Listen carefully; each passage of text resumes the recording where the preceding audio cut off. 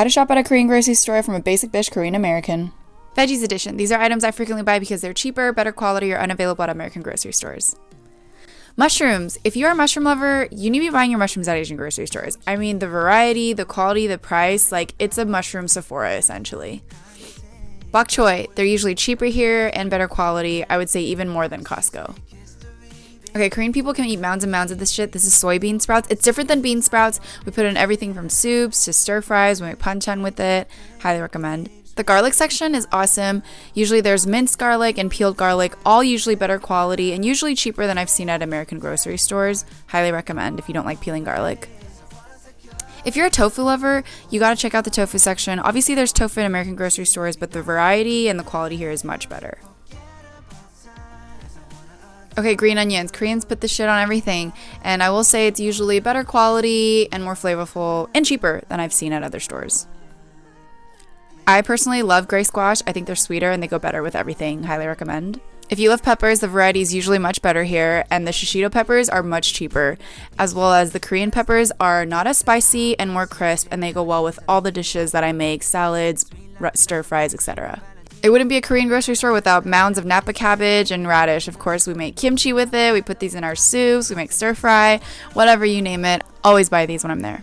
I don't care what anyone says. The fruit at Asian grocery stores are so good. Okay, so at Korean grocery stores, if you ever see fruits being sold in bulk, like in boxes, that means those fruits are usually in season. They're usually sweeter. They're, taste really good. Obviously not 100% of the case, but more often than not. Every Korean family has some sort of boxed fruit at their house.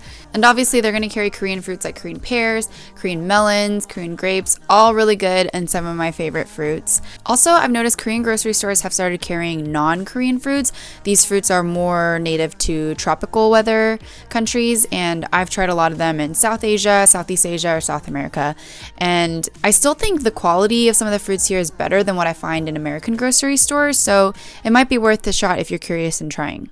Also, my Vietnamese friend put me on these yellow mangoes, guys. I cannot go back to the green red mangoes. These mangoes are so good and so much sweeter, especially when they're in season, which is the summer. So I highly recommend.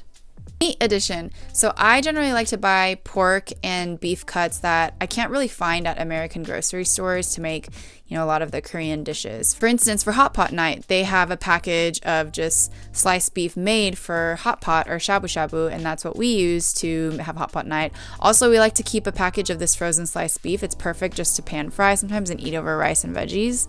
If you're looking to make some sort of a stir fry, kind of like bulgogi, then you can use these type of beef cuts to just add some veggies to, add a type of sauce like soy sauce, oyster sauce, whatever, and stir fry over a pan, and it's perfect. This is like the pork version. It's pork butt cheek slice, which sounds weird, but promise you it's so good. Just with any veggies, any sauce, stir fried over a pan. If you're wanting to do a Korean barbecue night, these pork belly slices are perfect to do that. Also, there's just so much variety of pork belly. Like there's also these thinly sliced versions if you don't like your pork belly too thick. And then there's also like these extra thick ones that they make for stews, for any type of pork belly stews, which I'm personally going to buy because I'm going to make some kimchi jjigae with it. Snacks. So the snack section at Korean grocery stores, it's always lit and there's so many options. It can be very overwhelming, even for me, someone who grew up going to these stores and familiar with these brands. But so it's more just so about finding the flavors you like and finding your favorite ones. Okay, I can get some haters from this, but I grew up eating choco pie. Okay, it's good. But honestly, nothing compares to Oh Yes. These chocolatey treats are so good. I introduced them to my husband and honestly, it's kind of been a mistake. We've been pretty bad about it. Turtle chips, it's crack cocaine in a bag. End of story. All right, so honey butter chips, these went viral the first time they came out. You couldn't find it for like a year, so it might be worth trying for you. This is just something personal to me. This is something my mom loved, so I grew up eating. Korean ice creams, they're all so good, but we specifically grew up eating melon nut bar, which is melon flavored popsicles. So good, I would recommend to try, but honestly, all of these are good. Prepared foods. So there's usually a refrigerated fresh noodles section, and in this section, you'll find a lot of packaged pre-made noodles. If you like Asian noodles, I would recommend trying a lot of these. We've tried many different brands, and they've all been really good. Rice cakes. You'll never see a Korean ajumma leaving a Korean grocery store without some rice cakes in our cart. We put this in everything. We put it in stir fries, in soups. If you don't know what it is, it's basically, it feels like a really thick or fat noodle that you can eat, honestly, however way you'd like. And then, of course, in the frozen section, we mainly stick to the dumpling aisle, which is endless. There's so many options, and we've tried a lot. I think you just have to find what aligns with your personal preference. I usually like pork and veggie dumplings. Frozen dumplings are honestly so clutch to have on a really lazy day. You just like throw them in a pot or a pan and fry them up, and then that can be a meal. So I would recommend always having a stash of frozen dumplings. I personally really like this brand, and I like their pork and veggie dumplings, but also their other versions as well. And you'll never see me leaving an H Mart without some fish cake. I love fish cake, and I add it to everything. So if you have tried this, or if you want to try it, I love adding fish cakes to soup, or even just making some panchan out of it. Dried foods. We can't talk about a Korean grocery store and not talk about ramen. Warning, a lot of these brands are spicy. Honestly, I love all Asian brands of ramen, but Shin Ramen is a staple Korean one. And some of my current favorites are Kokomen. And this looks mild, but it does have a kick to it, but it's so good and it's so savory. The dry noodle one is this Pivimen. It is so good, but it's spicy. Your booty hole might hate you for eating this.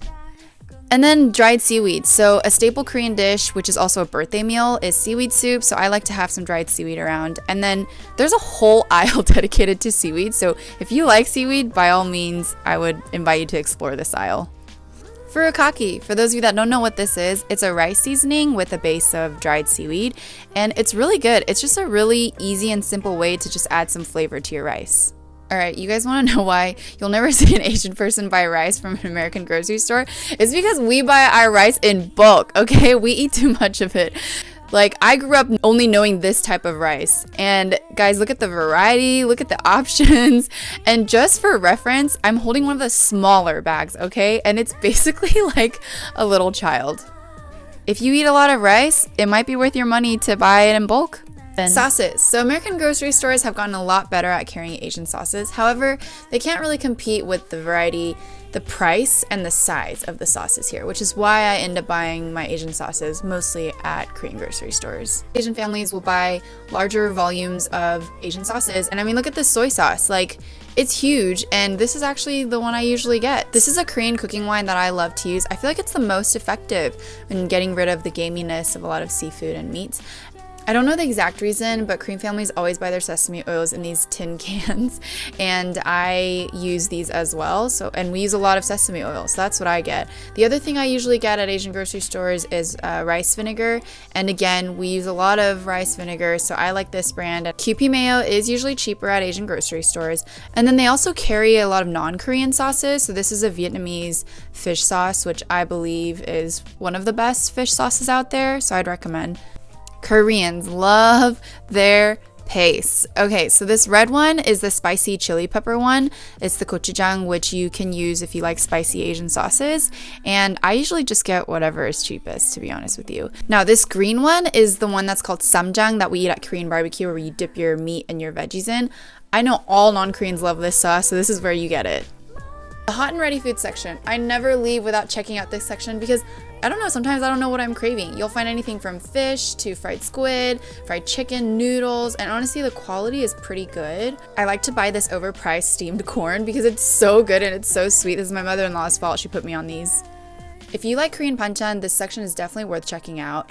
And if you're also a simple eater where you can eat a few panchans with rice, then I think it's definitely worth your money. However, it could seem a bit pricey for the quantity that you're getting. Koreans and our kimchi, am I right? I mean, we put kimchi on everything and we eat kimchi with everything, so this section is obviously going to be quite extravagant. Personally, I don't have a kimchi brand that I'm loyal to, but I do like to buy the jars, and I'd usually look for a brand that doesn't have the most polished design. Like, it could be from some local business is what I try to look for. Again, it's sometimes a hit or miss, but usually it's pretty good. And then I've also tried these more mass-produced Korean kimchi that's bagged, and it's actually pretty okay. On my way to checkout, I always grab a kimbap. I mean, this is like the perfect after grocery shopping snack. Drinks. Okay, to be honest, I feel like I haven't had a really bad Asian drink experience. I've liked all of them, so if I were to just share some of my personal favorites, I do like aloe juice with like the aloe bits in it. I don't know, maybe it's not for everyone, but I really like it. Milkis. So this is a Korean soda. It's like a creamy Sprite, so it's really good. I would try it. And then two drinks I grew up on was this like peach drink that I really liked, and something called saksak, which is a grape juice, and it also has like real grapes in it, real peeled grapes in it. It's so good. This is a section that I stay away from, but my husband loves. I know, maybe I'm a bad Korean for saying this, but I hate soju. It tastes so bad. It tastes like rubbing alcohol. But everyone else I know seems to love it. Also, soju is dangerous. It'll get you so twistedly drunk so fast. You've been warned.